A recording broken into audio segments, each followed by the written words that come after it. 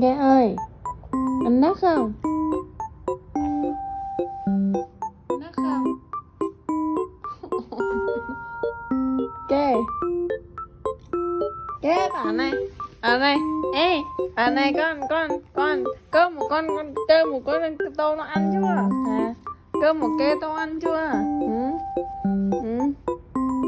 Kê một cơm một kê xem tô ăn chưa? Ừ. Thôi kìa, nãy con chưa ăn hết cơm một tô nó có ăn cơm một con không? Ừ. Xem xem hết đất chưa? Ồ, con cá tự dưng đang ngủ ngon mà làm mình đất ạ.